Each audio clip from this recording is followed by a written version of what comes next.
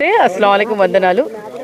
ఈరోజు మేము అంజుమన్ ఇస్లామియాకి సంబంధించిన 82 ఎకరాల్లో 3 ఎకరాలు ల్యాండ్ పూలింగ్లో పోయి 78 ఎకరాల్లో ఉండాల్సింది పోయి ఈరోజు 71.57 ఎకరాలకి ఈ కూటమి ప్రభుత్వం చేస్తున్న అరాచకాన్ని ఈ రాష్ట్ర ప్రజలకి అలాగే ఈ దేశ ప్రజలకి తెలియచేయాల్సిందిగా మరి మీడియా ముందుకి అలాగే ఈ ప్రదేశానికి 71.57 ఎకరాలు ఏ విధంగా ఉంది అని చెప్పి ఒకసారి చూపించడానికి ప్రజలకి తెలియాలి.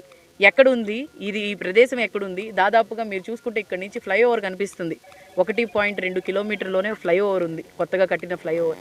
మరి దాదాపుగా 2,000 కోట్లు మరి ఉన్న ప్రాపర్టీని ఈరోజు ఈ కూటమి ప్రభుత్వం ఏదో పీపీపీ మోడ్ లేకపోతే లాంగ్ లీజ్ అనే పేరుతో, ఐటీ హబ్ అనే పేరుతో, ఫైనాన్షియల్ డిస్ట్రిక్ట్ అనే పేరుతో జేబుల్లో నింపుకోవటానికి మరి చేస్తున్న అరాచకం ఇది. దీంట్లో మీరు అన్ని రోజు వింటానే వస్తున్నారు. నేను చెప్తాను ప్రతి ఒక్కటి. దీనిలో ముఖ్యంగా 3 అంశాలు చెప్తాను నేను.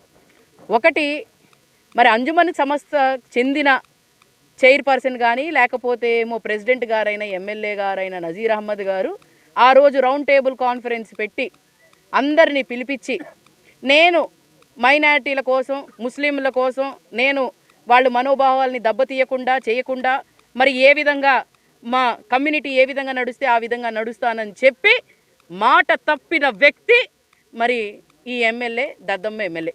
ఎందుకు నేను మాటికి దద్దమ్మ అని ఎందుకు అంటున్నానంటే, నా మాట మీద నిలబడలేని వ్యక్తి మంచోడవుతాడా? ఏ విధంగా అందరినీ మోసం చేసే వ్యక్తి మంచోడవుతాడా? మరి మేము దీన్ని కాపాడుతాము అని చెప్పి అందరిని కూర్చోబెట్టి చెప్పి ఈరోజు మాట తప్పాడు. ఎందుకు అనుకుంటున్నారు?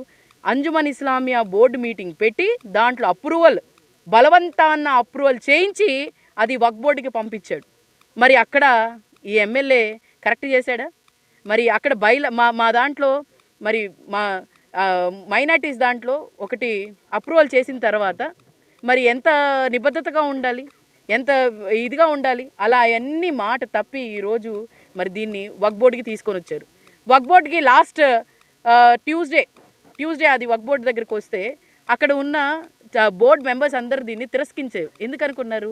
దీన్ని చేస్తే మా తరతరాలకి తగిలిద్ది ఈ పాపం అనేది అని చెప్పి ఎవరు కూడా బోర్డు మీటింగ్కి రాలేదు. ఆ రోజు అజీజ్ గారి దగ్గరికి మేము వెళ్ళాం, సిఓ దగ్గరికి మేము వెళ్ళాం, బాషా గారి దగ్గరికి వెళ్ళి, అయ్యా కొంగు పట్టుకొని నేను అడిగా, అయ్యా కాపాడండి అయ్యా, ఈ భూములు నా కోసం కాదు మన కమ్యూనిటీ కోసం కాపాడండి అని చెప్పి వాళ్ళని అడుక్కున్నా. నేను అడుక్కున్నా.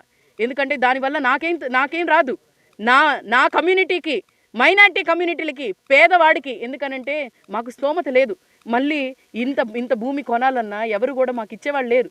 ఇది